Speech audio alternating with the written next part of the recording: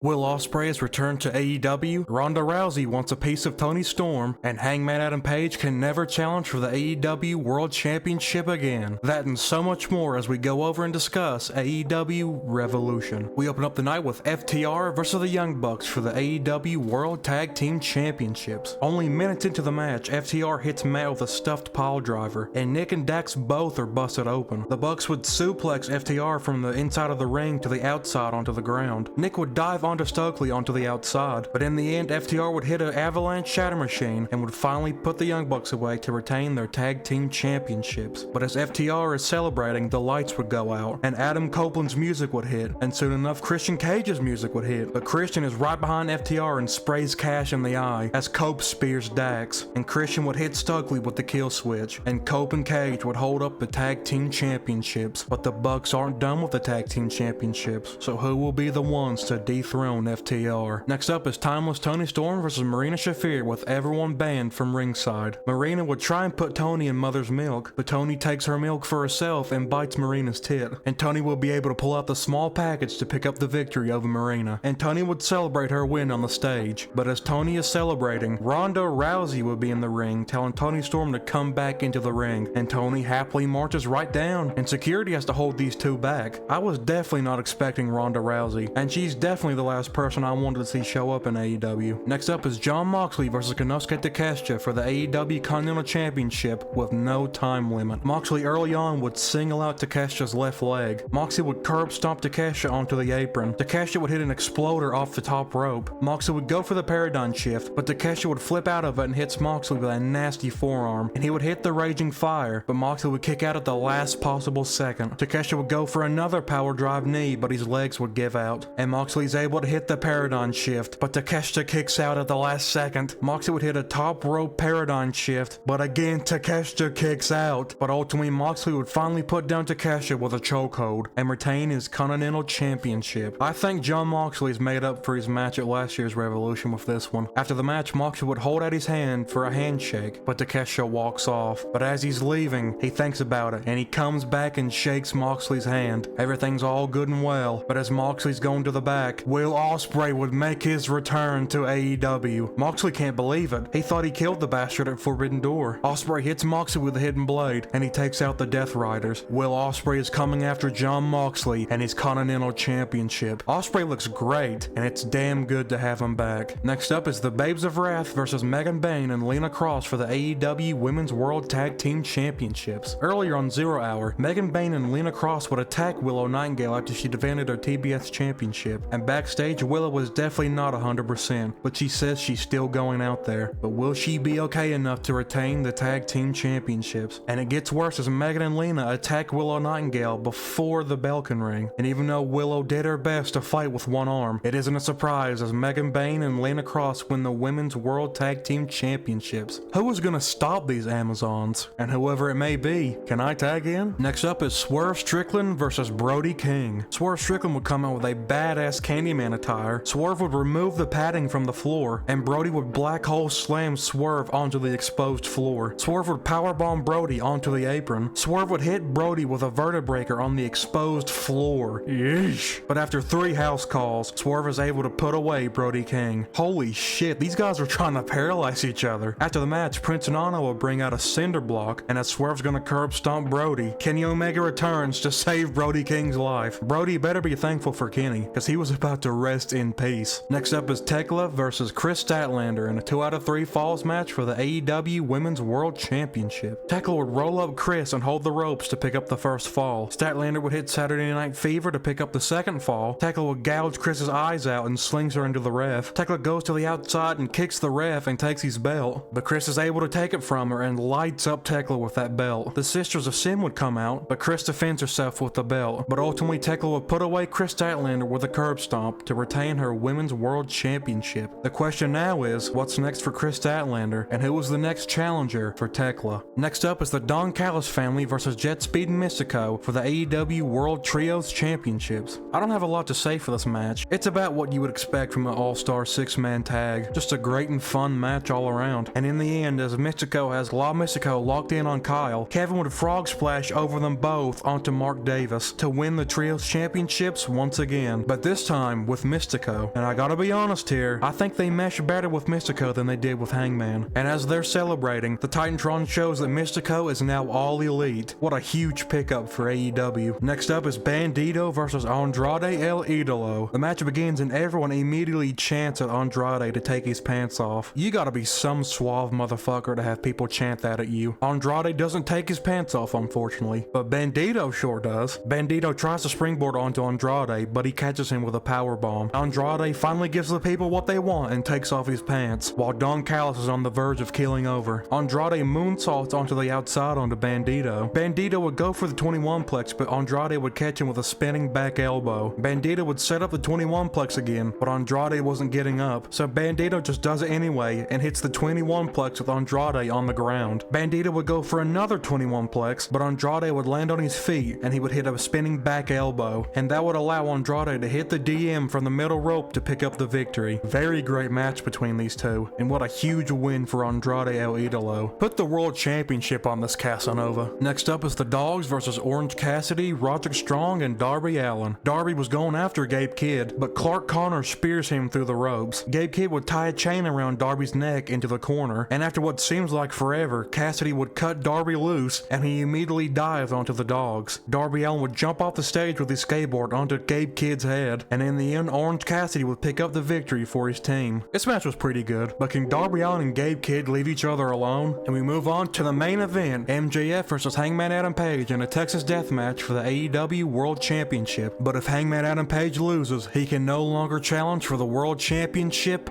again. Hangman staples a birthday card to MJF's chest. Hangman would bring out a literal window, but MJF would break said window, and Hangman would slam MJF onto the glass, and he drags MJF through the broken glass on his stomach. Hangman would put barbed wire into MJF's mouth and would pull on it. MJF would cut Hangman's head with broken glass, and then slam Hangman onto the broken glass. MJF would bring out a syringe, and he sticks the syringe through Hangman's cheek. Maybe this is karma for what Hangman did almost 2 years ago against Swerve. Hangman and MJF would both bring out light tubes, and Hangman would bust the tube over MJF's back, and Hangman takes MJF's light tube and hits him over the head with it, and once again MJF is busted open. Hangman brings out skewers and bashes them into MJF's head. Hangman would bring out a dog collar and put it on him and MJF. Hangman would set up a table and he would stack a barbed wire board onto it. Hangman would be on the middle rope, but MJF would yank Hangman down through the barbed wire table. Hangman would hold him and MJF and jump off the stage through an exploding table, but somehow both men get up. What the fuck is wrong with these guys? But in the end, MJF would choke Hangman over the rope with a chain, and he lets him fall onto the floor, falling onto the glass on the outside, staining the camera with his blood. And MJF retains his AEW World Championship in at least half of his life. What a match, holy shit. And now Hangman Adam Page can no longer challenge for the AEW World Championship, and MJF would celebrate on top of Hangman while he's on a stretcher with Hangman's blood all over the camera. And that was AEW Revolution, an early contender for pay-per-view of the year. Though, this pay-per-view did feel a little bloated. Some of these matches could have been left off the card or on 0 hour, and some of these matches went on a little bit longer than they should have. And though I do commend AEW trying to give us our money's worth, I don't think we need a 10-match show unless it's all in. But even with that said, I still enjoyed this pay-per-view. It was a damn good show, and I'm so glad AEW pay-per-views are back. Nobody does pay-per-views better than All Elite Wrestling. Let me know what you all think of Revolution in the comments. Did you enjoy it as much as I did? But most importantly, I hope you all enjoyed this video. I'll make more silly videos like this in the future, so stop on by when the time comes. But until then,